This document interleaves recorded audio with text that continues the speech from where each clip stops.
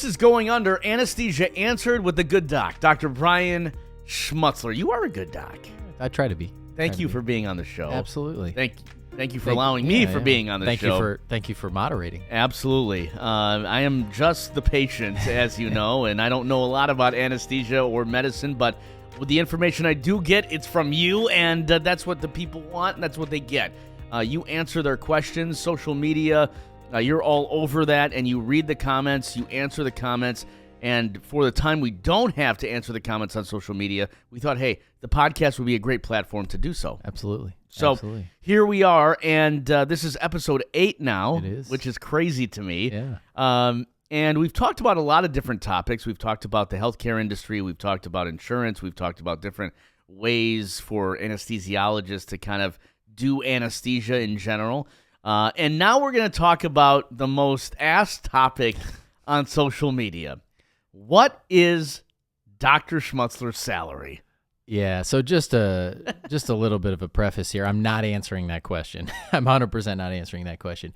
But what I would like to do throughout the course of the podcast today is just give you sort of an idea of what it takes to get to anesthesia, and then how, in general, sort of a range of what anesthesia providers make.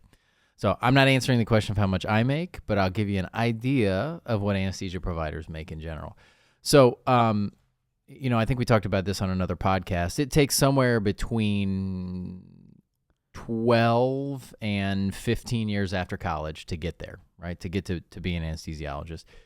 For a CRNA, or Certified Registered Nurse Anesthetist, it's somewhere between 7 and 10 years. Which is still a long time. Still a pretty long time, yeah. And then the AA route, I think, is like 5 years. I can't remember exactly. So that's an anesthesia assistant? Yeah, okay. Correct. So you're talking about a long time, and all that time you're not making very much money. So there's a little opportunity cost lost in that, just as a preface there to the whole discussion. So how much an anesthesiologist makes, let's start there, is really dependent on what they do and how much they work, okay? So, and pre-COVID versus post-COVID. So what I'll direct people to for generalities are a couple different platforms out there. One of them is called Medscape, commercially available. You can look that up. And the other one is called MGMA, and I can't remember what all the acronym stands for. Medical Group Management Association or something like that. What both of these organizations do is they take surveys of as many anesthesiologists as they can possibly get to survey. They put it all together, and then they average out what an anesthesiologist makes in a certain region of the country and at a certain practice type. So, if I give you a broad range, the lowest paid anesthesiologist, probably $150,000 a year. The highest paid anesthesiologist, probably $1.5 million a year. So everybody else falls in that range somewhere. But like I said, there's a lot of factors that determine what you get paid. So let's say number one, I would say that location in the country is big. So anesthesia providers in general get paid more to not be in a city. So the anesthesiologists in New York City, which is a place that you go a lot and you love, get paid a heck of a lot less than the anesthesiologists in rural Kansas get paid. Mm-hmm. And that's just supply and demand. Less anesthesiologists want to go to rural Kansas than want to go and live in Manhattan. Well, and I think, in terms, sorry to interrupt, but please. Basically from the friends that I've seen go through the process, even if it's not anesthesiologists, you're really the sole anesthesiologist that I know as an adult. But like growing up, I had some friends that went into radiology or any general practice, and it was always, hey, are you going to move to like Marshall, Wisconsin, because they're going to pay more than Chicago? Right. And that was those were the contracts they were seeing. Right. They were seeing the bigger contracts in the very small cities. Right. And that's true across essentially all of medicine. So that's probably the number one determining factor. The number two determining factor is call versus no call. In general, people who take call get paid more money. because it takes more money to get somebody to leave their house and go to the hospital at 2:00 in the morning to do cases. And do you get paid per hour per call, or like how does that? It depends on the practice. Okay. When I first came out into private practice, we didn't get paid anything for non-in-house call. We just got paid what we did that night, right? And so most of the time we were working all night long anyway, so you got paid for what you did. In-house call is essentially always paid either one lump sum or an hourly sum. So if you have to sit in the hospital, so again, when I was in private practice when I first came out, OB call was in-house call. I had to sit in the hospital for 24 hours straight. I got paid a decent amount of money for sitting in the hospital for that time. So call is the next kind of area where you make additional money. And then, how much you work. So somebody who works 30 weeks a year or 26 weeks a year or 20 weeks a year makes less money than somebody who works 44, 46, 48 weeks a year. Okay, so it just makes sense, right? You get paid more because you work more weeks in a year. And then the other factor is the complexity of cases you do. Okay, so somebody who is in a surgery center in Denver, Colorado, healthy patients might make less than somebody who's in downtown Chicago taking care of the sickest of the sick patients who, doing open heart, doing trauma, doing all that sort of stuff, right? So that's a differentiator there as well, because it takes more expertise to do open heart and neuro and trauma than it does to do outpatient gallbladders, okay? And then kind of the other thing is payer mix. So it's not so much anymore because all the payers, because of the No Surprises Act, which I'm sure we've either talked about or we're going to talk about, because of that, all the payers have ratcheted down what they're paying providers. But most insurance companies pay more than Medicare. So if you're in a practice that only services Medicare and you don't get a subsidy from a hospital or surgery center, you're likely to make less money than a practice in, let's say, Aspen, Colorado, where it's 100% either cash pay, patients who come in and just put cash down on the table, or good insurances. So, there's a lot of different factors that can take you from $150,000 to $1.5 million. And how do you learn all this? Like when you're 22, 24? Yeah, on the fly. You just learn as you go. You don't. There's some websites out there. White Coat Investor, I think, is one. There's something called Physician Side Gigs, which is a Facebook website or a Facebook group. There's some information on there, but you really don't know until you get into the process. Again, there's clearinghouses, and Medscape is a big one. And then I've got a guy that I actually did medical school and residency with, who did his own kind of website when he was a med student and a resident, who kind of talked about that. I think it's called Life of a Med Student. Anyway, we're going to have him on the podcast. His name's Charlie Cochran. So awesome. Shout out to Charlie, but we'll have him on the podcast at some point as well.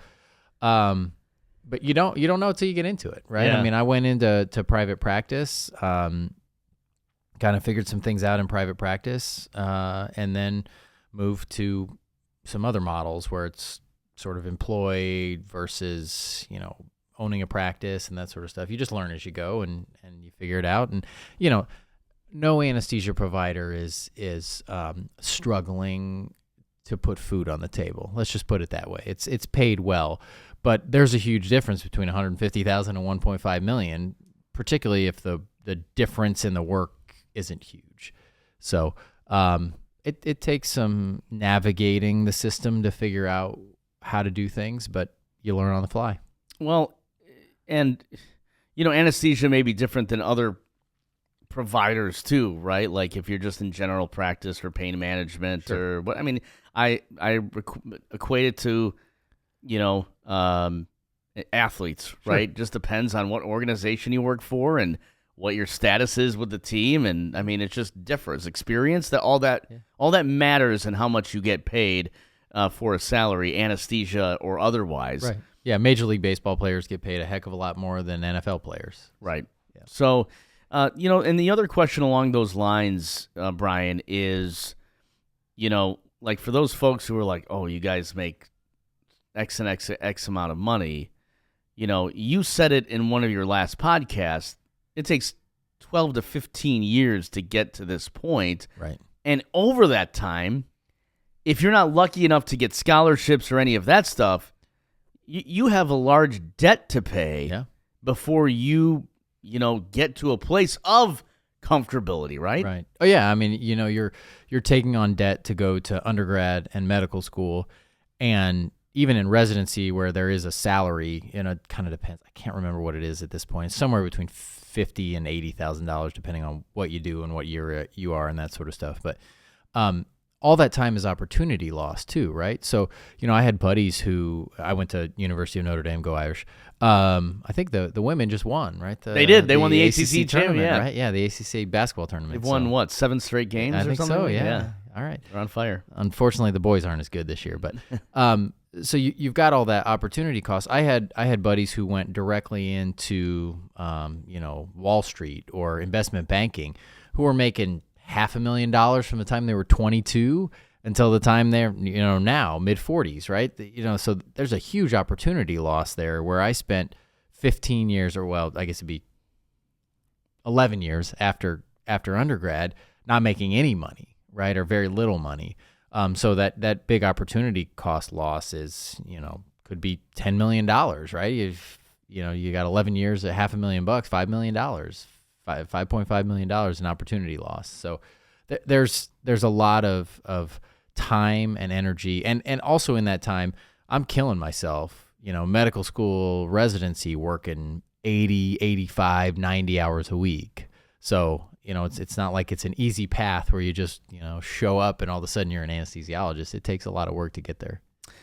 And in terms of, where you work, right? So I know you do some work for a surgery center. So do they hire you on that kind of time basis? And how does that work compared to maybe working in a hospital and that sort of thing? So I work at a physician-owned hospital. We have beds upstairs. We don't have an ER. We don't have an ICU. But so I mean, I'm paid compensation for expected weeks worked at that position, and then I have administrative positions as well, both within the hospital and then within a larger anesthesia management company by the name of CCI, who I've worked with for several years. And so I'm vice president of medical affairs for CCI as well. And so all of that together is kind of my workload. And then on top of that, myself and two partners own an anesthesia staffing organization as well. So there's some time and effort, and also revenue that comes from that as well. So so there are a bunch of different ways that you can get paid, right? So again, this can go from top to bottom. Probably the burgeoning market right now is locum tenens, right? Almost everybody who comes out of residency in anesthesia, out of anesthesia school for CRNAs, they're looking to just go do locum tenens, which is basically you go either to a company or to a hospital and you say, hey, I'm available, you pay me this rate and I'll show up for when you need me to cover your shortfalls in staff.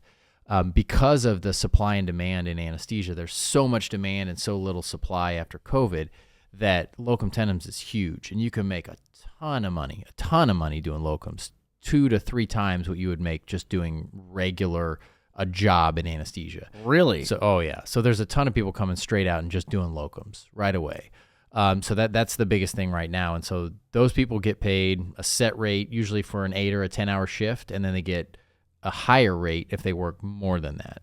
Why different after COVID? What happened during COVID that huge retirement?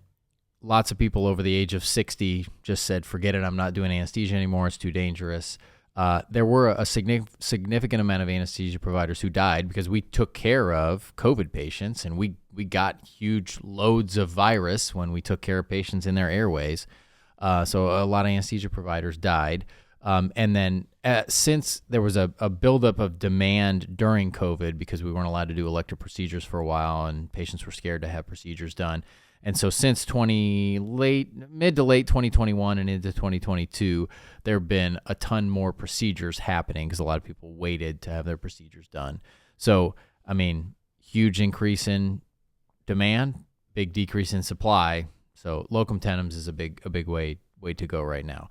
You've got private practice where you're sort of an owner of the practice, and so that's one other way to go. And we may talk about this on another podcast. I think we'll get deeper into this, but private practice, employment, right, or contract directly, and then there's large national anesthesia management companies, and then anesthesia groups, large national anesthesia groups, and that's actually probably something we should do a podcast with. The FTC and state attorneys general have gotten big time involved in some of these bigger anesthesia groups for monopoly and restraint of trade and all that sort of stuff. So that's another podcast we should probably do at some point.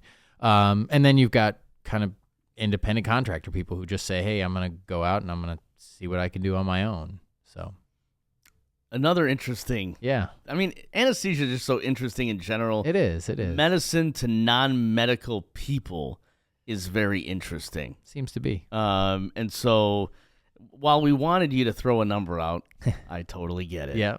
Make people just wonder. That's right. I did want to do the old the Dr. Evil $100 million. Anyway. I'm putting that on the podcast reel, by the way. All right, let's do it. All right, so we didn't get anywhere with your salary, but other than $100 million. Yeah. But we can get somewhere with some of these questions that people have sent in, and these are all from social media pages. He's on Facebook, Instagram, TikTok. I don't think he's on Tumblr. No, come on now. He's not on MySpace. YouTube. Yeah, MySpace. Does MySpace exist anymore? I don't think so. LimeWire. Yeah, he's not on LimeWire. Napster. Yeah, Napster. But these are from basically all his social media pages, and we grab them and we answer them right here on Going Under Anesthesia Answered. All right, Brian, question number 1. What are the advantages and the disadvantages of ESP catheter versus epidural? Oh, wow. Listen to that. So I wanna just say I was an early adopter of ESP, which is erector spinae plane catheters. I started doing them almost as soon as they were described. Great block, does a really nice job. So advantages of ESPs. Almost everything's an advantage, right? You don't have to worry about anticoagulation because you're actually outside of the epidural space. You're not likely to cause an epidural hematoma. The catheters you can send patients home with as opposed to an epidural catheter. Your pain relief, at least in my experience, is about 80 to 85% of an epidural catheter. And you don't have post-dural puncture headaches. You don't have any of the complications, hypotension, bradycardia that you get with an epidural, thoracic epidural catheter. So I'm a big proponent of ESP catheters. If you need 100% pain relief, you're not going to get that with the ESP catheters, but you get pretty darn close. So if you need 100% pain relief, go with the thoracic epidural. But otherwise, in my opinion, ESP catheters are excellent. All right, great question there. That had to be an anesthesia provider. That is definitely not a non-medical person asking that question. I didn't put their name in the thing, fair but enough. You're probably on the right track there. I would say. And you recently did a reel about not waking up from surgery. Somebody was asking that question, and this person said, "Thank you. I'm trying to decide to have surgery or not, and anesthesia kind of freaks me out. I appreciate your content. It's helped me calm down a bit." So more of a comment, but kind of a question as to, there's people out there who have anxiety over anesthesia and getting surgery. And it could be a deciding factor into getting an important surgery done. Yeah. So what I would do, and we do this quite a bit in my practice, talk to your surgeon and ask them to get you in contact with the anesthesia department at the hospital or surgery center that you're going to have surgery at. There's a lot of things that we do for patients. I'll talk through this with our patients and say, hey, yeah, this is exactly what's going to happen. This is what you're likely to feel. This is what you're likely to experience. There are certain patients who have such fear and anxiety of actually even coming into the hospital that will prescribe them an anxiolytic like a Valium to even get them in the door.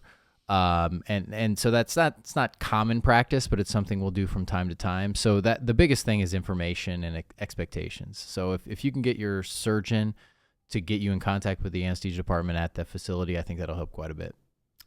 Can you go straight into a coma after surgery? Yeah, so a coma is an interesting description. A coma is not a clearly defined thing. I know that they talk on, Grey's Anatomy. Oh, the patient's in a coma.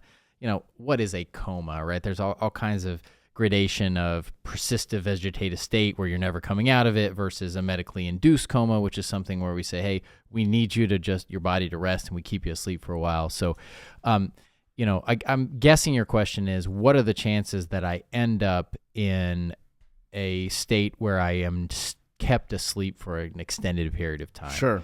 So that's highly dependent on what you have done, right? So if you come in and you have your gallbladder out, the likelihood of that is almost zero, right? 1 in 250 million, probably, something like that. What is the likelihood if you have a big open heart surgery or an aortic aneurysm surgery where we do circulatory arrest? Well, it's high. We're going to keep you asleep in the ICU for somewhere between 12 hours and 3 days. Okay. Right? So totally dependent on your surgery. But if you're asking about the overall complication rate of anesthesia, it's exceedingly, exceedingly low. We're very good at keeping patients asleep during the surgery and then waking them up at the end. We're very good at keeping patients safe.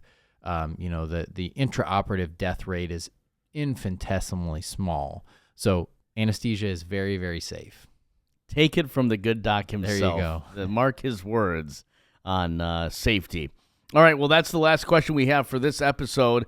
And next episode, we are talking about the different kinds of pathways you could take as an anesthesiologist. I think we were talking about salary today, and maybe, expanding your repertoire as it comes to the world of anesthesia and doing some other things mixed in. So we're going to talk about that next time. This is Anesthesia Going Under with Dr. Brian Schmutzler. Of course, follow him if you have a question. We know you do. I mean, we see him all the time.